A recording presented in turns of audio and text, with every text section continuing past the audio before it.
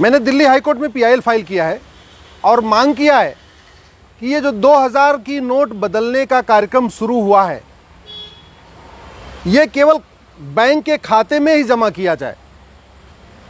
जो नोटिफिकेशन आया है 19 मई का 2023 वाला, उसमें RBI ने कहा है कि आप खाते में भी जमा कर सकते हैं और बदल भी सकते हैं। कल स्टेट बैंक का नोटिफिकेशन आया है, उसमें भी उन्होंने कहा है कि आप खाते में भी जमा कर सकते हैं और सीधे सीधे बदल सकते हैं। यानी आपको कोई कागज़ नहीं दिखाना है, कोई एंट्री नहीं होगी, आप सीधे सीधे पैसा ले जाइए काउंटर पे और बदल दीजिए। उसमें कोई पर डे की लिमिट नहीं है। कुछ लोगों को लगता है कि नहीं पर डे 20,000 रुपये बदलना, नहीं, एक बार में 20,000 रुपये। इसका मतलब ये हुआ कि अगर बैंक के अधिकारियों और कर्मचारियों से सांठगांठ हो जाए तो हर 2-2 मिनट पे आप 20,000 रुपये बदलते रहिए, दिन भर में 10-20 लाख रुपए बदल लीजिए। कोई एंट्री नहीं करना, कोई डॉक्यूमेंट नहीं दिखाना, फिर पता कैसे चलेगा कि कौन सा काला धन है, कौन सा सफ़ेद धन है। RBI ने अपने नोटिफिकेशन में बोला कि पहले 6.25 लाख करोड़ 2000 की नोट सर्कुलेशन में थी, अभी 3.25 लाख करोड़ सर्कुलेशन में आ गई है। इसका मतलब 3 लाख करोड़ 2000 की नोट गायब हो चुकी है। अब अगर कागज़ नहीं लेंगे, कोई एंट्री नहीं होगी, कोई KYC नहीं होगी और सीधे सीधे नोट बदलने वाला कार्यक्रम शुरू हो जाएगा, फिर तो जो 3 लाख करोड़ गायब हुआ है वो सारा सफ़ेद हो जाएगा। इसलिए मैंने मांग किया है कोर्ट में कि तत्काल ये जो कैश एक्सचेंज प्रोग्राम शुरू हुआ है नोट बदली वाला, इसको रोका जाए।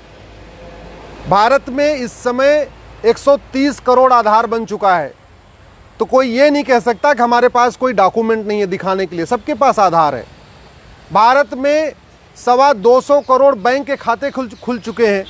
इसका मतलब सारा जितने भी भारत के परिवार हैं सब बैंक खाते से जुड़े हुए हैं। तो अगर किसी के पास 2000 की नोट है, वो अपना आधार दिखाएगा, अपने बैंक के खाते में जमा कर लेगा।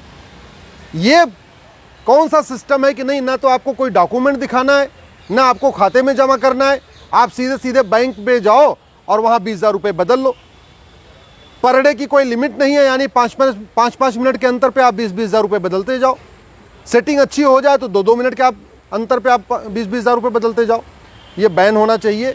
अगर इसको नहीं रोका गया तो ये जो 3 लाख करोड़ रुपए गायब हुआ है 2000 की नोट वाला, ये सारा का सारा दोबारा फिर से वाइट हो जाएगा और सरकार को पता भी नहीं चलेगा, ना RBI को पता चलेगा कि कौन सा ब्लैक मनी है, कौन सा वाइट मनी है। इसलिए मैंने मांग किया इस पर तत्काल रोक लगे। ये बात समझ में नहीं आ रहा है कि जब हमने पिछली बार देखा था, जब 2016 में, कि बैंक के कर्मचारियों और अधिकारियों ने 20% कमीशन लेके नोट बदली किया था, फिर सेम वही रूल इस बार क्यों दे दिया है? सेम वही फार्मूला क्यों कर दिया है? 30 करोड़ बैंक के, इस समय भारत में 30 करोड़ परिवार हैं, 130 करोड़ आधार है, यानी हर परिवार के पास 3-4 आधार है। 30 करोड़ भारत में परिवार रहते हैं और 225 करोड़ बैंक खाते हैं। 48 करोड़ तो जनधन का खाता है, यानी गरीब से गरीब आदमी भी बैंक से जुड़ा हुआ है। और कोई अगर ऐसा है भी कि जिसके पास 2000 की नोट है लेकिन बैंक खाता नहीं है, तो बैंक खाता तो 2 दिन में खुलवाया जा सकता है।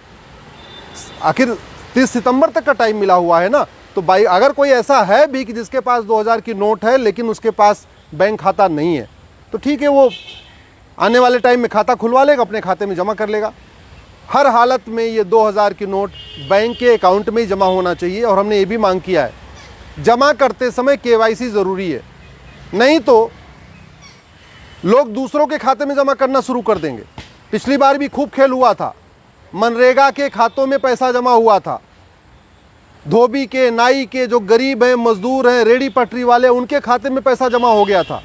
अगर जमा करते समय KYC नहीं होगा तो स्वाभाविक सी बात है, ये जो काले कुबेर हैं, जो सफ़ेद पोस हैं, ये दूसरों के खाते में पैसा जमा करेंगे और दोबारा फिर से उनसे वापस निकलवा लेंगे। इसलिए इसको बंद करना तत्काल ज़रूरी है।